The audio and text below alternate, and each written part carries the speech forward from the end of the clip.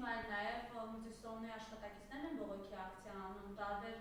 հիմնարկների աշխատակիցներ գործազուրկ են եւ այս մարդիկ ուղղ հարց են տալի, մեր աշխատավարձերը մեզով պետք է պատասխան տա եւ սա ինչի կարող է հանգեցնել, այսպես երբ որ նմանատիպ հիմնարկների աշխատանքը կանգնում է։ Ինչ մասնագիտական է, ուզում նաև մեկնաբանեք, ինչ մեծագույն, այսպես ասենք, ճաքեր է տալիս։ Սա լուրջ խնդիր է, որտեղ հազարավոր քաղաքացիներ, ովքեր աշխատում են եւ այն խնդիրները, որ բարձրաձայնվում է իրավապահ մարմինների, պետական մարմինների կողմից ենթադրյալ հանցագործի, ասով որևիցե առնչություն չկա։ Ընդ որում օրենսդրությունը հստակ ամրագրում է, որ եթե ստուգումներ են իրականացում, սկսած հարկային մարմիններից մնացած բոլոր մարմինները իրավունք չունեն խոչընդոտել ընկերությունների բնականon գործունեությունը, առավել ևս եթե դրանք մատուցում են ծառայություններ, ապրանքներ, այսինքն գործ ունեն նաև սպառողների հետ։ Էլ չասած, որ ոչ միայն հազարավոր քաղաքացիներ են տուժում, հազարավոր սպառողներ են տուժում, ովքեր ստանալու են ծառայություններ Գագիկ Ծառուկյանի ընտանիքին պատկանող ընկերությունների միջոցով։ Ինչ հետևանքներ ունենալու է դա մարդկանց աշխատանքները դադարեցնելը, աշխատավարձի չվճարելը։ Բազմաթիվ մարդիկ արդեն որ խոսում են, վարկեր ունեն, հիմա իրանց կենցաղային սոցիալական հարցերն են լուծում,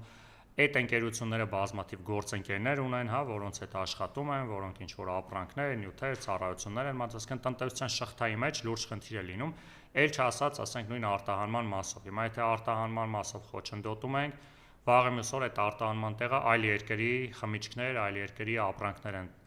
տեղավորվելու եւ շատ դժվար է հետո հետ վերադառնալ, որովհետեւ այսօր աշխարհում 1-2 օրվա մեջ շուկաները միանգամից գալի լրացվում են։ Սա նույնպես եմ կրկնում միանշանակ անթույլատրելի է, որովհետև այստեղ նույնիսկ այդ քաղաքական Գագիկ Ծառուկյանի գործունեությունը մի կողմել ենք դնում, Հայաստանում գործող բիզնեսներ են, այսինքն նորմալ ցիվիլ օրենսդրության ամբողջ պայմաններով առավել ևս արտադրություն, որտեղ մեր երկրում շատ կարևոր է նաև արտադրությունը։ Ասեք տնտեսության զարգացման հիմքում արտադրությունը շատ կարևոր է, միայն այդ ապրանքներ, շինարարություն, առևտուրը չէ։ Եվ հիմա եթե պարոն Ծառուկյանը երկար տարիներ այդ արտադրությունում մեծ ներդրումներ է արել գործընկերների հետ, ընտանիքի հետ, այդ ամեն ինչին սենց վերաբերվելը ուղղակի ասում եմ փոքրոքյություն է։ Միևնույն ժամանակ նորից եմ կրկնում, եթե կան խնդիրներ, կան չկատարված հարկային պարտավորություններ, դրա մեխանիզմը հարկային ծառայությունը անգիր գիտի։ Ասում են գնում են ստուգման, ասում են ենթադրենք ասել են, չասենք 100-200 միլիոն դրամ հարկ չեք վճարել, այդ մարդկանց վճարում են, չեն վճարում, դիմում են դատարան, դատարանը գալիս է հաշիվներից գանձում է, բայց դա չի կարող հիմք հանդիսանալ, հələ ասում եմ նույնիսկ եթե ապացուցվի, եթե ապացուցվի, որ ընկերությունը հարկ չի վճարել, դա չի կարող հիմք հանդիսանալ ընկերության գործունեությունը դադարեցնել։ Դա լինում է մենակ մի դեպքում, եթե ասենք լիցենզիա պետք է ստանաս չես ստացել, կամ ինչ-որ պահանջներ ես խախտել, կամ սպառողների շահերին ես վնասում, մարդկանց անվտանգությանն ես վնասում։ Հետևաբար, այս ամեն ինչը նաև մեծ վնաս է տալու ներդրողներին, եւ տեղական ներդրողներին, եւ նաև առավել ևս օտարերկրյա ներդրողներին։ Եվ սա նաև թող տեսնեն մեր արևմտյան գործընկերները, ովքեր ամեն ձև նպաստում են կամ փորձում են նպաստել մեր տնտեսության, այսինքն սենց եք պատկերացնում։ Այսինքն հիմա որ դուք գաք ինչ-որ ձեր, հիմա գնացեք կոչ արեք այդ արևմտյան ներդրողներ, եկեք մի երկրում ներդրում արեք, որտեղ ինչ-որ մարդը ինչ-որ կարծիք ասելու, ընտրություններին մասնակցելու համար նման բիզնես վնասներ ու ռիսկեր է կրում։ Եվ այս մասով նաև, խոսենք նաև այս թեմայի շուրջ։ Հիմա մեզ համոզում են, եւ օրինակ ջերմոցատերերին է սպառնում է, որ հանկարծ չբողոքեն, որ իրենց ծաղիկները փչանում են, օրինակ, որ խոսեն, որ գիտեք, միամած իրան չգնացել Եվրոպա,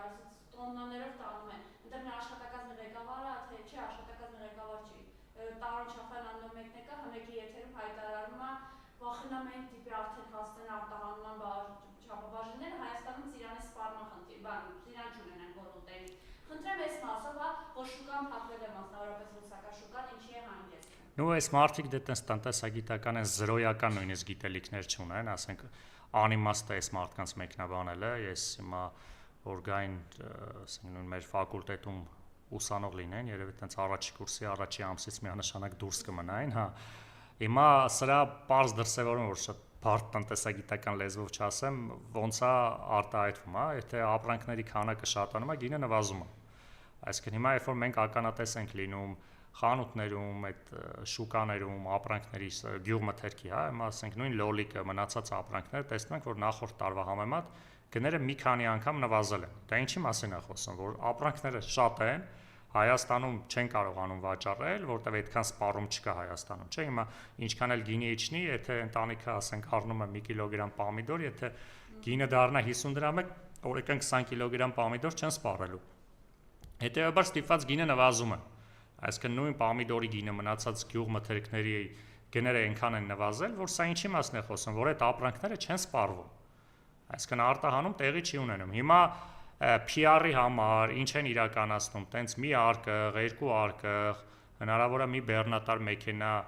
արտահանում իրականացնեն եվրոպական ինչ-որ երկիր, ինչ-որ եվրոպական պաշտոնյաների միջամտությամբ կամ ասենք այնտեղ ապրող հայերի, գործարարների, դեսպանների միջոցով փորձեն 1-2 արկղ կամ նույնիսկ 1-2 մեքենա ծիրան արտահանել ու դա նկարել, սկսել իրենց սոցցանցերով տարածել, այս ուղղակի,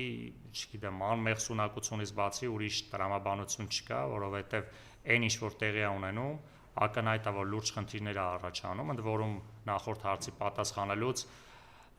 նաև նշեցի, որ երբ որ մենք արտահանման մասով մենք ինչ որ մի խնդիր ենք ունենում, այդ տեղը դատարկ չի մնում։ Հիմա մենք Ռուսաստանում գյուղմթերքների մեծ արտահանում ենք իրականացնում։ Հիմա եկեք նայենք Ռուսաստանի տեսենք, երբ որ մեր ապրանքները չկան, այդ խանութները պետքա մի տեղից առնեն, ու չեն կարող ռուսներին ասեն Ժորժ ջան, մենք Հայաստանից էլ ինչ-որ պամիդոր կամ ծիրան չենք արտահանում, այս տարի մի առեք։ Միջև տեսնենք ինչա լինում։ Ակնհայտ է, որ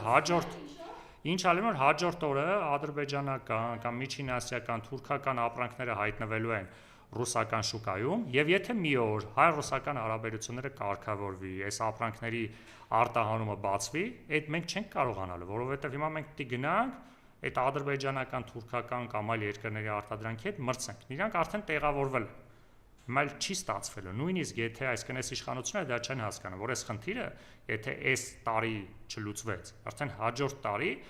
ադրբեջանական, թուրքական ապրանքները նենց են այդ շուկայում դիրքավորվելու, որ ռուս գործընկերները առավել եւս հասկանալով, որ Հայաստանի հետ հարաբերությունները անընդհատ կարող են տատանվել, իրենք այլևս իմաստ չեն գտնելու Հայաստանի հետ ասես տատանվող տնտեսական հարաբերություններ ունենալ։ Իսկ ինչ վերաբերում է Եվրոպային, մենք լուրջ խնդիր ունենք, ել եմ ասում, նույնիսկ եթե Եվրոպան բացի մեր համար։ Կամ մի հատ հարց տամ, այդ որ գալիս են այդ եվրոպացի պաշտոնյաները ասում են մենք կբացենք դեպի Եվրոպա հայկական ապրանքների արտահանումը, եթե Ռուսաստանը շարունակի այս պատժամիջոցները կամ այս սահմանափակումները։ Բա մի հատ հարց տանք, եթե դուք կարողանում եք Հայաստանի ապրանքների համար ձեր շուկան բացեք, ինչի միջև այսօր չէիք անում։ Հա բա ինչի չէիք անում, ինչի անցած տարի չէիք ապահովում, ինչին 2 տարի առաջ, 10 տարի առաջ, ինչի այդ լավը չէր հայկական ծիրանը այս տարի է դարձել, լավ, բա բացեիք, եթե Հայաստանը ձեր գործընկերն է։ Ինչի չէիք հայկական ապրանքները բացում արտահանեինք, ամեն տարի արտահանենք, որ այսօր այս խնդրի առաջ չկանգնենք, չէ՞ որ մենք էլ հələ ասած բնական ավելի շատ դեպի Եվրոպա արտահանենք։ Այսինքն ակնհայտ է, որ սա ընդհանրապես քաղաքական ակցիա է, որը ինչ որ մի պահի ամբողջովին դադարելու է, որտեղ Եվրոպայի արտահանումը քաղաքական մասն է դնենք մի կողմ, տնտեսական լուրջ խնդիրներ կա, սկսած լոգիստիկ խնդիրներից, ճանապարհների խնդիրներից։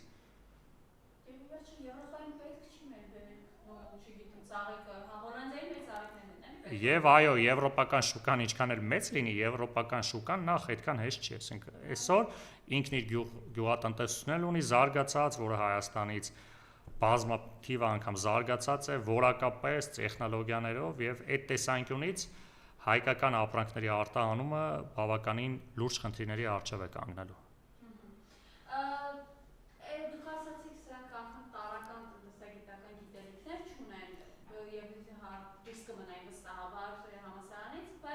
Մի բանում իրանք շատ լավ են անում հաշվարկանը, դա պարգևավճարներն է, 5 միլիարդին է պարգևավճարները դուրս գրել։ Խնդրեմ այս մասով ձեր տեսակետը։ Այս մի հատ նախընտրական պարգևավճար ստացան, չէ՞, դեկտեմբեր-հունվարին ընտրություններին ակտիվ մասնակցելու, սա էլ դե երևի հետընտրականն էր, այն որ երևի Նիկոլ Փաշինյանը երկու մասի էր բաժանել, ասել էր կեսը տամ ընտրություններից առաջ, եթե ձեզ արդարացնեք, կեսն է կմնա ընտրություններից հետո։ Ուրիշ որևէ տրամաբանություն չկա, որովհետև պարգևավճարները ընդհանրապես ինչի մասին են, հավելյալ աշխատանք անելու։ Եթե հիմա այդ պարգևավճարներով տենց արդարանում են, դե մենք լավ ենք աշխատել, առաջարկում եմ մի հատ ցույց տան, հա, այդ առաջի երամսյակում այդ ինչ պետք է անեն, որ արել են հերիք չի, մի հատ ավել արդյունք են ստեղծել։ Իսկ ինչ հանրային բարիք են ստեղծել, պետության համար ինչ խնդիր են լուծել։ Մի հատ ցույց տվեք այդ առաջի երամսյակում ինչն էր ձեր պլանը, հիմա այդ պլանը գերակատարով աշխատանքի համար ստանում են աշխատավարձ։ Հիմա այդ ի՞նչն է գերակատարել։ Այսինքն այդ որ խոստացել եք 2021 թվականից 15 ջրամբար սարքեք, հələ մի հատն եք սարքե, այդ է գերակատարը։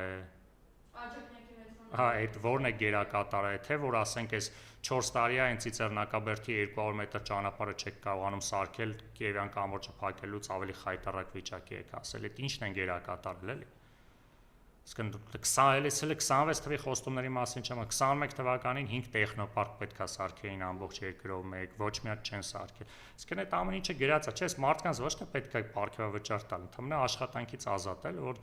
իրենց աշխատանքի միակ արդյունքը իրենց համար վարչական ռեսուրսի կիրառմամբ ընտրությունների արդյունքներն են։ Այո, պետական պաշտոնյաները ստացել են պարգևավճար, նրանք, ովքեր վստահ են այդ վարչական ռեսուրսի մասով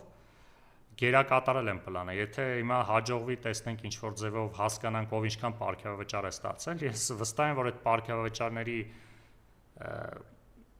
չափանիշը ուղիղ կհամընկնի ընտրությունների ով շատ ձայն է ապով։ Այն ինչ որ նախկին իշխանությունների ժամանակ էին, հիմա այդ նույն բարքերը փոխանցվել է Նիկոլ Փաշինյանի իշխանությանը։